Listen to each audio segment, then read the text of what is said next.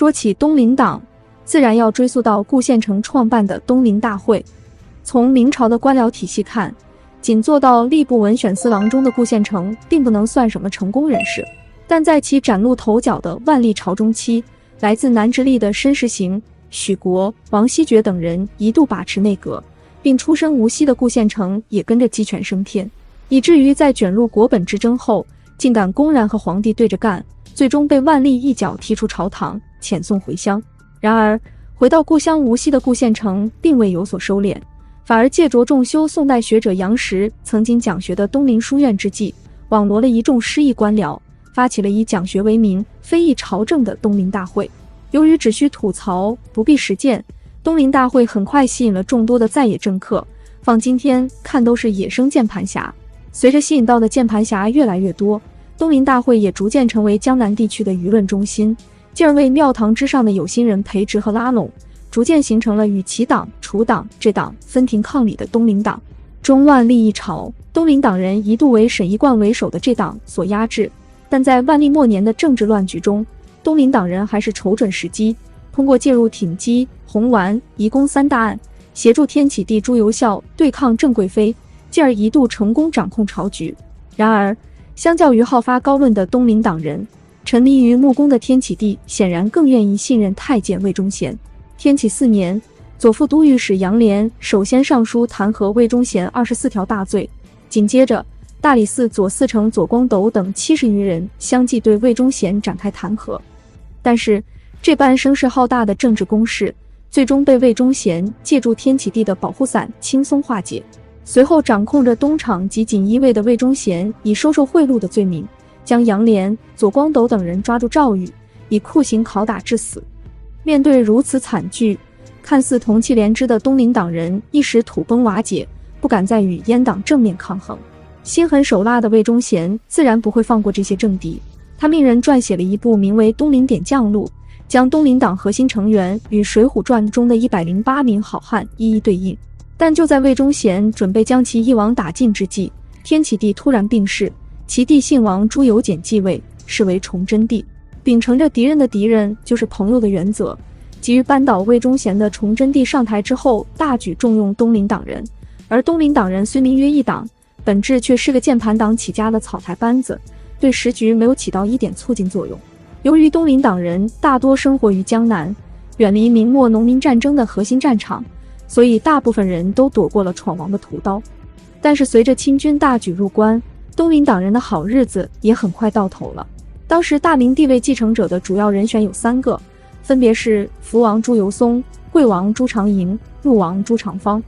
无论从藩位高低、兄终弟及的继承顺序还是距离来看，都应该由福王朱由崧来继承帝位。但东林党当年在国本之争中抵制上任福王朱常洵为太子，在挺击洪完、移宫三大案中又与朱由崧的祖母郑贵妃有过冲突。为此，当时的东林党魁钱谦益频繁往来于常熟与南京之间，到处游说包括史可法在内的朝野各派力量，试图以立贤不立亲的名义拒绝福王朱由崧，迎立陆王朱常方。事实证明，福王朱由崧虽然有所谓贪淫酗酒、不孝、虐下、不读书、干预有司的7宗罪，但政治手腕却比钱谦益要高超得多。就在东林党人大肆发动舆论的同时，福王朱由崧已然秘密派人联络了凤阳总督马士英及4镇总兵，将军权牢牢地握在手中。事实证明，枪杆子里出政权，失去了武装力量的支持，东林党所制造的大量舆论瞬间毫无意义。尽管福王朱由崧登基为弘光帝后，仍任命大量东林党人为官，但东林党在朝堂还是逐渐失去了依仗。为了扳回劣势，东林党人随后高调参与了大悲、伪太子、同妃3大案，试图否定弘光帝的执政合法性，其结果却是手握兵权的朱由崧依旧稳坐龙椅，东林党人却被此前投靠阉党的昔日同僚阮大铖压制得透不过气来。从某种角度看，如果不是清军迅速南下，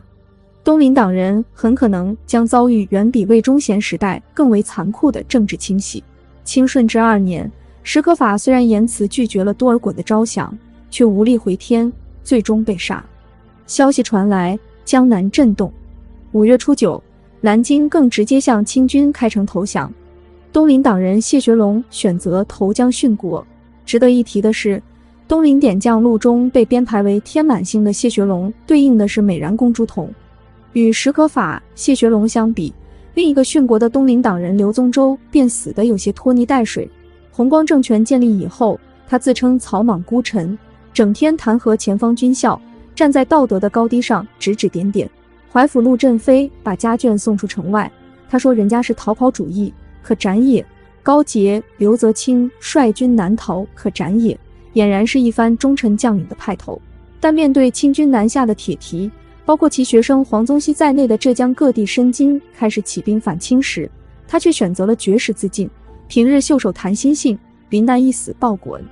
和抗争比起来，死简直太容易了。不过和刘宗周比起来，其他东林党人就显得更没下限了。钱谦益号称东林党魁，野史通于杂记记载，誉王多夺南下江南，下令剃头。南明民众对此议论纷纷。一日，钱谦益忽然说头皮痒得厉害，突然出门而去。家人以为他去用篦子篦发，不一会儿就看见钱谦益剪了头发，留着辫子进来了。当然，站在钱谦益的立场上，我们也不难理解他的犹豫不决。毕竟他自称吴越武肃王钱镠及宋代名臣钱维演的后裔，其家族赫赫有名，富甲一方。4年前，59岁的钱谦益更以大礼迎娶23岁的名妓柳如是，此后长期与娇妻在绛云楼中读书论诗。这般逍遥快活，谁又肯轻易淹死呢？或许是为了突出钱谦益这样的名士风骨，还不如一个从良的名妓。史料中记载，柳如是曾劝钱谦益与其一起投水殉国，钱谦益沉思无语，最后走下水池试了一下水，说水太冷不能下。柳如是奋身欲沉池水中，却给钱谦益硬拦住了。当然，除了不舍娇妻之外，更关键的是，钱谦益其实对大明王朝本就没什么感情。因为自万历38年考取进士以来，他的仕途称得上小起大落，其他人恐怕早就对官场心灰意冷，乖乖回家种地去了。但钱谦益却似乎不以为意，只要一有机会便会上蹿下跳。讽刺的是，弘光朝建立之前，钱谦益竭力怂恿史可法拥立陆王朱长方，但在大局已定后，他又迅速改换立场，上书为马士英歌功颂德。在被任命为礼部尚书之后，钱谦益又投桃报李，力荐同样曾在东林党与阉党之间反复横跳的阮大成为兵部侍郎，指望这样一个政治变色龙能有所谓立场和风骨，实在有些强人所难了。有趣的是，东林点将录中钱谦益对应的是天巧星浪子燕青。钱谦益当然没有燕青那般的忠肝义胆，但上勾栏听歌识曲，劝花魁从良嫁人的本事却不遑多让。由此可见，早在天启年间，魏忠贤等人便洞察了这位东林党魁的本质，可谓看人真准。当然，钱谦益很快证明其之所以能够在历次政治风波中屹立不倒，除了能够迅速跳转阵营之外，还在于自有一套躲避政治打压的手段。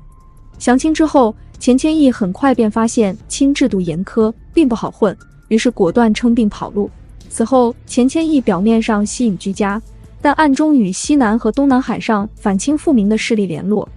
顺治11年和顺治17年，钱谦益更2度试图接应郑成功的北伐行动，并在郑成功兵围南京后，慨然赋诗歌颂抗清之师，斥骂清廷。然而随着北伐的失败，心灰意冷的钱谦益也只能再做些诗词发牢骚了。钱谦益最终病故于清康熙3年，享年83岁。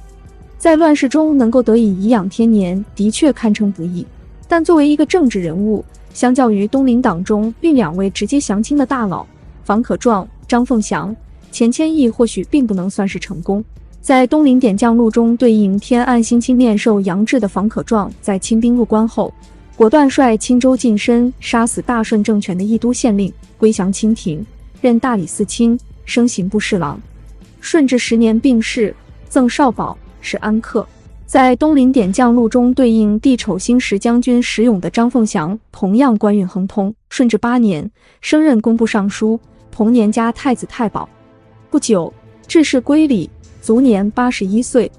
2位投降派人士皆是善终。或许正是由于东林党人最后的结局不同，后世对其的评价也呈现出2极分化的趋势。民国时期，在道德救亡的运动之中，东林党人一度成为国家危亡之际，以道德挽救国家的代表。但在周作人等作家看来，东林党却是祸国殃民的代名词。但其胞兄鲁迅却认为这一评论有失偏颇，还讽刺周作人如同一些清高通达的士大夫一样，还不如百姓能够明辨是非。周作人和鲁迅两人看似在评论东林，其实都是在借古讽今。